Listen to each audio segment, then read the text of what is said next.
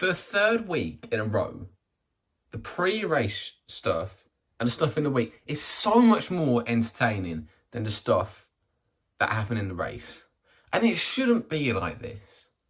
Because last year we had fantastic racing, we had cars passing, so many people won, and it's so painful to see it like this.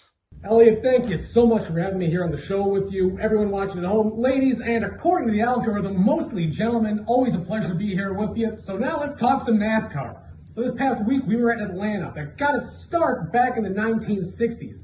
Won in its very first year by a driver by the name of Bobby Johns, who I'm going to have to do a little bit of research on because I am curious about this man now, and the Fireball Roberts. Those are some very, very big names there. So going down the list farther, we have all three of the 7-time champions of Jimmie Johnson, Richard Petty, and Dale Earnhardt Sr., all having won races at this track. And I honestly believe this track is going stronger now than ever before. I'm so ecstatic the way this track's going.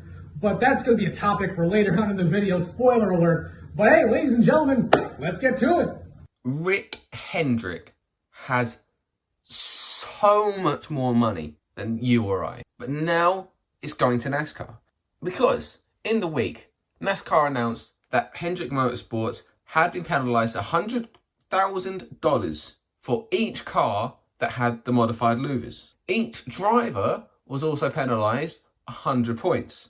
All teams were penalized for unapproved modification. Hendrick Motorsports is now taking its case to the public square. Except for Chase Elliott, because he was claiming injury comp. And Josh Berry doesn't actually score points. So, it doesn't matter for him. Chad Knaus wasn't very happy about it. I'm sure Jeff Gordon weren't happy. I'm sure everyone else that's important in Hendrick wasn't happy. I'm sure Rick wasn't happy because he actually got penalised. They're going to appeal it. And I don't think he's going to be the only one. Because Justin Haley got that same penalty. Only he had scored 60 points up until Phoenix.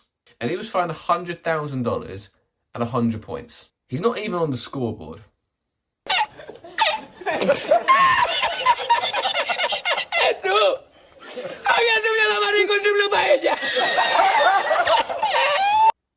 That's just mental. Denny Hamlin's also going to appeal his penalty that he got. It's 25 points and $50,000.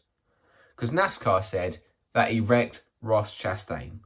That he wrecked Ross Chastain. So what? We've always wanted the drivers to police themselves. And now that they're policing themselves, we're giving them shit for it. Because Kyle Busch said it in the media. Completely lost any sense of respect, is nobody gives two shits about anybody else. But there was an etiquette that once did live here.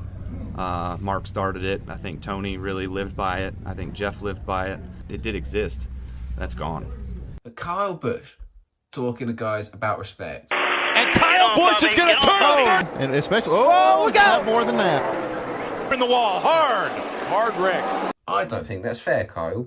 So, Denny Hamlin's going to appeal, Justin Haley's going to appeal, and Rick Hendrick wants his pocket money back. You fiends. NASCAR is still stealing from the teams. Fucking unreal. Someone's got to sort it out. I imagine the week in sports court is kind of got to look like one of those, you know, in the Practical Jokers. All right, we're going to sit in a waiting room or something. It's got to look like that. Apart from Bubba Wallace crashing in the race, it was actually kind of boring. So we sprinkled in a bit of Xfinity because it'd be criminal not to talk about Josh Williams. What a legend. He's usually a back marker in the number 92. Someone you never really hear about. But he was involved in a wreck. Not his fault, but he did repair the car. He had tape on it. Some of that tape fell off. So NASCAR told him to park it. They didn't tell him where to park it. Taped up, then we saw it all wrinkled, and then we saw it, some of that bare bond had come off the night. No, he didn't park it in the garage like a normal driver. No, he decided with his balls out and his hair flapping in the wind that he would park it on the front stretch and walk to the infield. Said, fuck this shit, I'm out. Fuck this shit, I'm out. Fuck this shit, I'm out. What a fucking legend. Now, there was actually a cup race on. So we started this race with a Penske 1, 2, 3 sweeping qualifying. Then, in 10 laps, Bubba Wallace did what only Bubba Wallace can do. fuck it to the inside on his own. No one else was collected. Now, we are actually allowing Dan to have a bit more fun in these videos. So he's got to be the one to dissect the wreck. Because we like to have a bit more interesting stuff in these videos. We like people to be engaged. We want you to feel like you're a part of our community. 2 of you are subscribed. I'm one of them. So Atlanta, this track is virtually a brand new track. Last year we got our first sample size of what this track was like, but now after a full year, we got this track dialed in. This is a condensed Daytona at best, and I utterly adore it. The action on track is so tight-knit that there's always something going on. I'm all about that. The track is so fast that 10 laps in, Bubba Wallace coming out of turn 2 loses control of his car on his own. Now, there's a lot of people out there who dislike Bubba, and oh boy, do I have my own gripes against that man personally, but he can drive. That man can drive. And if he's losing it coming out of 2 on his own that early into the race, that lets you know how fast this track is and the level you need to push yourself. So Penske led for a very boring followed leader, stage 1, and for a lot of stage 2. Green flag to almost green flag. They took home both stage wins and made the race look very, very boring. In stage 2, we did actually get to see some green flag pit stops where Ryan Blaney was caught speeding with it. What the fuck is that new pit lane? I get it. I do. But in the same way that I get you can't go swimming with alligators because they'll eat you. Stage 3 is now upon us. And until now, it had been very calm, apart from one bimbo. The Fords have been fucking fast, and I've been cleaning my room, so I didn't actually get to see much of it. Midway through, the points leader, oldest man in the field, and the guy this year that you do not want to fuck with at all, went for a spin, which actually wasn't anyone's fault. It was just the air. But because Ross Chastain was behind him, we've got to blame it on the mellow man. So Ross got behind Kevin Harvick, but Ross rossed, Harvick spun, took out a whole lot of cars. But my fantasy lineup to that point was fine. Fine. I was having a good day in fantasy.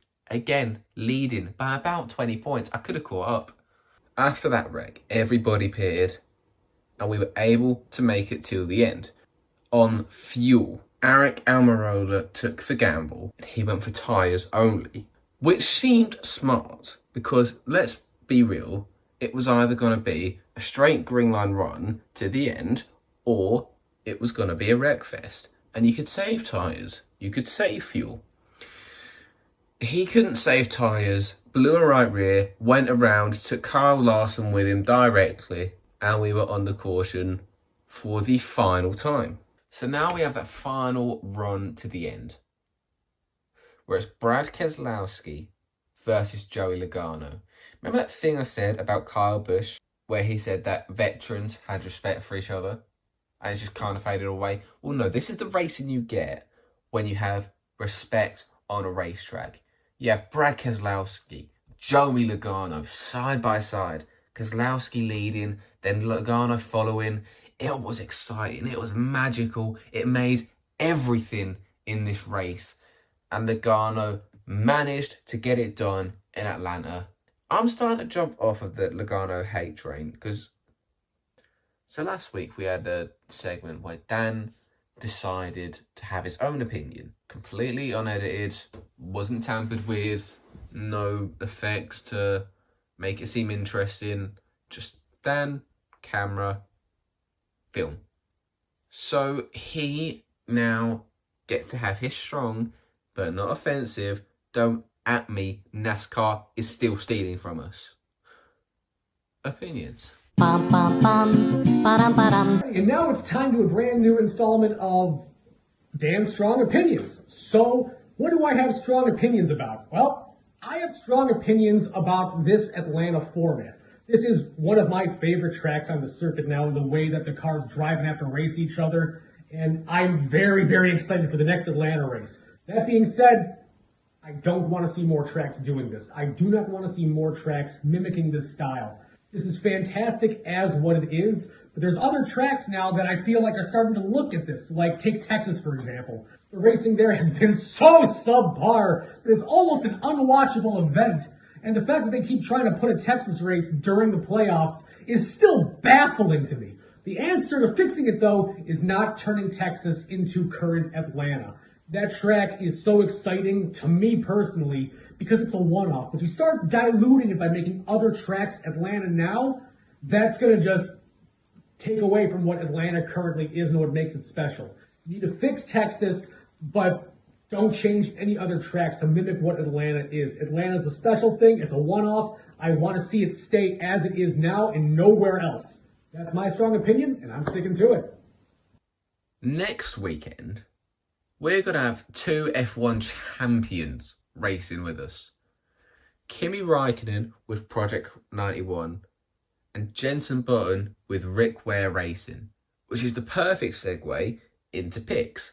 Dan won this race by picking Kyle Busch, who finished in the top 10, in 10th. I picked Bubba Wallace, who fucked it on lap 10. So Dan's 4-1 up and he gets to pick first, again.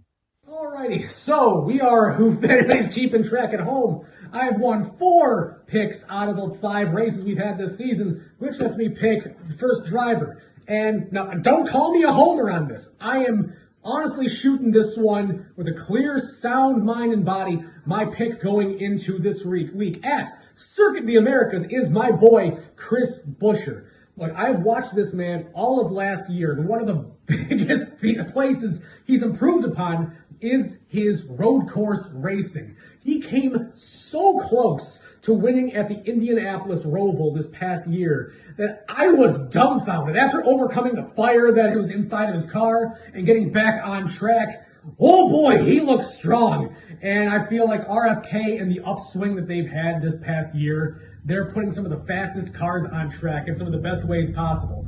My pick going into this week is Chris Buescher, going to win here at Circuit of the Americas and really upset a lot of people.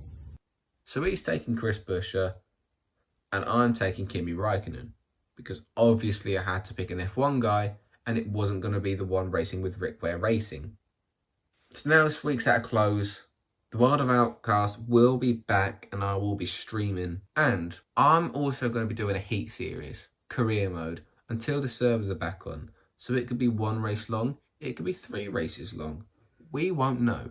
I'm going to stream that as well, all under the name Alfiro Penguino. Links to socials will be in the description. And once again, thank you so much for having me, Elliot. It was a lot of fun talking about this stuff with you and watching the race this past weekend. Anybody following at home, please give me a follow at CupdatesDan on Twitter. I've been a lot more active there, and it's really fun to start just jawing at some people and getting some opinions out there. I want to hear y'all's opinions, so come at me. Tell me how wrong I am, how right he is. Let us know your opinions in the comments section below. Who do you think is going to win at Circuit of the Americas? Maybe it's going to be Ross Chastain after what he did last year. Maybe it's going to be Alex Bowman after how close he came. Maybe it's going to be AJ Allmendinger. I'm leaving that up to you, and I want to hear it down below. Let us know. But hey, Elliot, thank you so much for having me. And everyone else, y'all have a good night now. Cheers.